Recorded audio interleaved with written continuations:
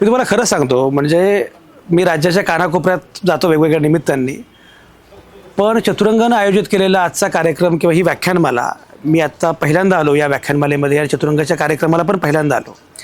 आणि मला असं वाटतं की मी बाकी अनेक गोष्टी विसरेन, पण चतुरंगाचं स्वतःचं हे माझं व्याख्यान आणि हा पूर्ण कार्यक्रम मी कधीही विसरू शकणार नाही. इतका तो संस्मरणीय आहे, इतका अविस्मरणीय आहे.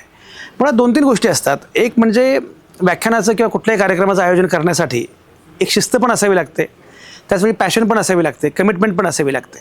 एवढी कमिटेड फौज, एवढे सगळे एकत्रितपणे लोक नियोजन करतायत, काम करतायत, धडपड करतायत, हे फार अभावानं दिसणारं चित्र आहे. तर मला खूप आनंद झाला. आणि मला असं वाटतं की बेसिकली सगळे कार्यकर्ते हे एका ध्येयानं प्रेरित झालेले आहेत. काहीतरी बदल झाला पाहिजे आणि तो बदल घडवण्यासाठी आपण स्वतः तो बदल झाला पाहिजे, हा जो एक विचार आहे, तो विचार प्रत्येकाच्या मनात आहे. आणि सगळ्यात महत्त्वाचं म्हणजे केवळ वैचारिक व्याख्यानमाला नाही आहे ही, कृतिशीलतेकडे जाणारी, काहीतरी आपण घडवलं पाहिजे, काहीतरी बदल केला पाहिजे असं वाटणारी ही व्याख्यानमाला आहे. मी तुम्हाला सांगतो की मुळामध्ये अनेक व्याख्यानमालांना मी जातो, पण फक्त वक्ता स्टेजवर असेल, बाकी कोणी असणार नाही, हे फार कमी ठिकाणी असतं. वक्त्याला पूर्णपणे वेळ मिळेल, बाकी प्रोटोकॉल, डेकोरम, सत्कार समारंभ याच्यामध्ये कुठला काही वेळ जाणार नाही. आणि त्याच्यानंतर मी तुम्हाला सांगतो, श्रोते, इतके सुंदर श्रोते, म्हणजे मी जर्मनीत पण गेलो आहे, पण जर्मनीपेक्षा परभणी भारी आहे. इतके सुंदर श्रोते हे खरोखरच खूप अभावानं मिळतात. कारण तुम्हाला मी सांगतो, व्याख्यान ही मैफल असते आणि मैफलीमध्ये जेवढा गायक महत्त्वाचा तेवढे श्रोते महत्त्वाचे. म्हणजे अनेक मोठमोठ्या गायकांच्या मैफली रंगतच नाहीत, कारण श्रोत्यांना दादच देता येत नाही, तर ते मैफल कशी रंगेल.